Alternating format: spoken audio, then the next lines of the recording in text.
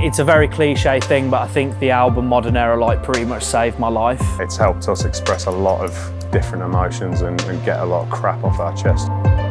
We're a real band with real experiences, and we want the music to resonate.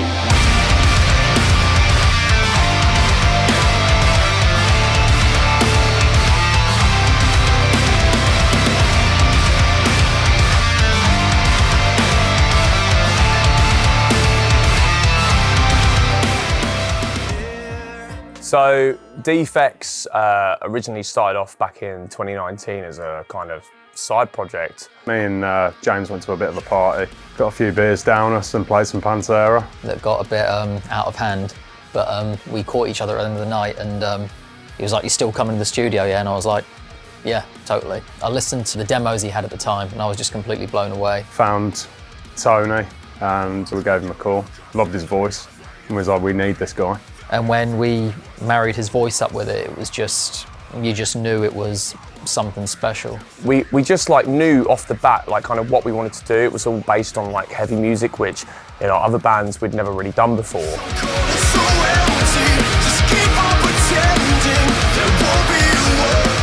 Tony sent me a text and was like, "What are you up to?" I was like, "Not a lot." And he was like, "Do you fancy coming out and trying on bass with this band?" Started to learn the songs, had an audition with them, and then it went all mad from there. I think a few of the guys knew me from the band I was in previously. And yeah, just said, "We're looking for a drummer. We've got a few demos." They sent me it, and then that was kind of the beginning of Modern Era, really. Me and Luke wrote End of Days together back in 2019, and it just literally spiraled from there. Like, we knew that it was going to turn into something that we could be proud of. Holy shit, like this is the one. We've got some really good format and a really good base to build something from here.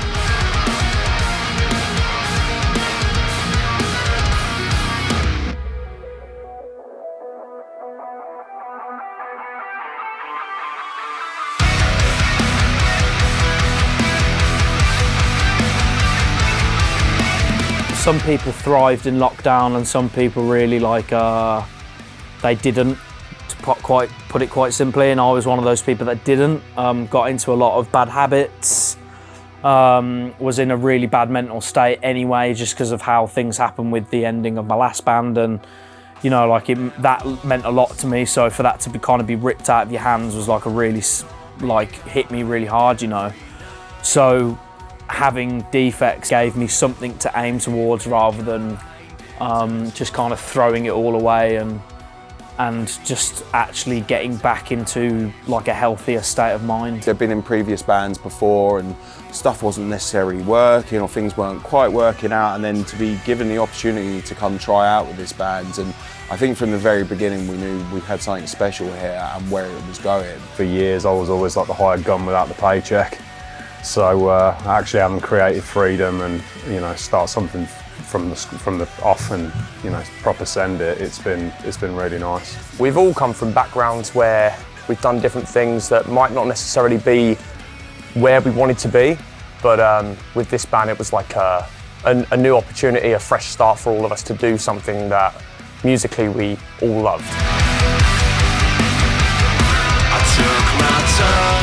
You know, we played with In Flames back in 2022, and it was just insane for us because we'd just gone from writing an album that was, you know, pretty much all through COVID to then playing, you know, with such a prolific band. It'd been 2 years since I'd played a show, 2 years since I'd been to a show, so to come back out of lockdowns and stuff and then first shows back to go out with In Flames, couldn't ask for anything better, really. I remember letting Anders know, you know, from the singer from In Flames, he was like, "Oh, how many shows you guys done?" We was just like, "This is the first one." So he went to the boss, got the rest of the crew and the band, and yeah, they just said, "We really want to watch this car crash." It was pretty nerve-wracking, but yeah, it was a real good time. Like when I'd stopped touring, I thought that was the last time that I'd ever play a show or anything, but all of a sudden I found myself with my in-ears in my stage get-up, just like thinking, it was like I'd blinked and lockdown and stuff didn't happen. And it was one of those moments where it was just like, it just felt good to be back and it felt natural. It was absolutely fantastic to, you know, just hit the ground running like that It was an incredible tour, and it really just sort of energised us for, you know, what was to come. We didn't know how the songs would translate live at the start. You know, I think the songs were written primarily as a way of like expelling a lot of grief and anger and anything else emotion-wise just on a canvas, and then actually playing it live and then seeing the reaction from people was a humbling experience. You know, seeing how it translated, everyone was into it, seeing how fast this was growing. You know, I remember playing Southampton and just coming off stage just being very, very overwhelmed by how we were being received, basically. It was such an incredible experience and something I've never had before with my previous projects. Am I dreaming? Awake in this nightmare, falling all over again.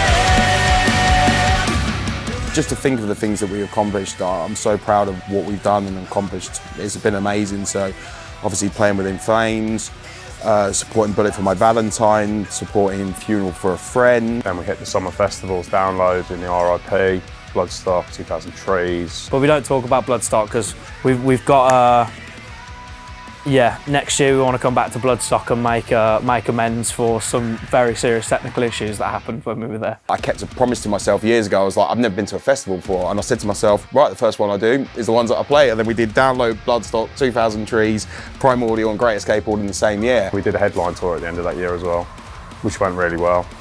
Then we were in a little bit of a limbo because we had interest from labels and stuff. So we signed to Mascot, we've got with Raw Power Management, we've got with United Talent Agency, you know, touring with Of Mice and Men, Orbit Culture. All these things have happened in such a short space of time, but that is what we wanted to try and do, and it's insane that, like a domino effect, it has started happening for us, and we're very lucky to be doing what we're doing.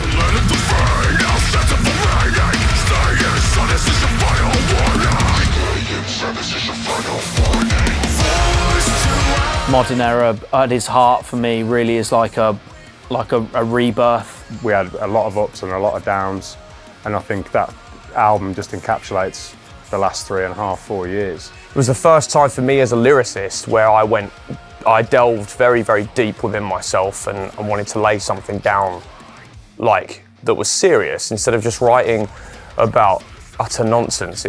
For me, it needed to be something real, raw, and that's what music's about anyway. Every song on there, I think the boys, as I said, I came in when the album was already done, but you can hear their heart poured into that album, and it relates, and you can hear that in every single one of the songs. And I remember listening to it the first time myself, and I was like, wow, this is incredible. Like, I want to be a part of this. It really holds a special place in my heart, and to finally see it out there now, it just means more than I can say. It's a very cliche thing, but I think the album Modern Era like pretty much saved my life in terms of I was in a position where I was ready to throw everything away and just give up. And it gave me something to work towards, and it gave me something to be proud of. And this album has presented me with opportunities that now I'm in the best place I've ever been in my life, mentally and just professionally and everything really. Like, I'm playing music I love, I'm working with bands that I love, and it is all thanks to this album. Releasing it and, you know, getting feedback from it, it's an unbelievable thing, and like, this album will always be special to me.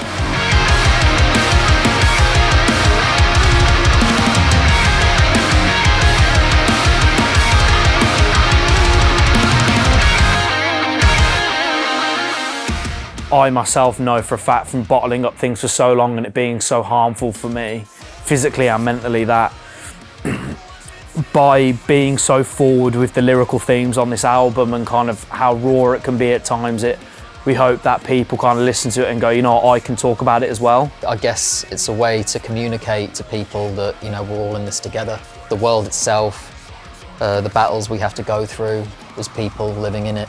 For me personally, for people to come away feeling elated, like, you're not the only one. We've been there too. We're normal people as well. Like, we've experienced these things all on different levels, and it's like, come chill with us, listen to the music and get involved. Like, we're all in the same position, we're all from the same place. I think for me and Tony, when we've wrote that, it's helped us express a lot of different emotions and get a lot of crap off our chests, you know. So yeah, they're no longer our songs, they're yours. We're a real band with real experiences, and we want the music to resonate with people and just hit a nerve. and like, you know, for people to kind of listen to it and go, I can really actually relate to the music. And hopefully that music, whoever watches this, hopefully this music hits you in some way, shape or form, and it helps you out. And that's what it's all about.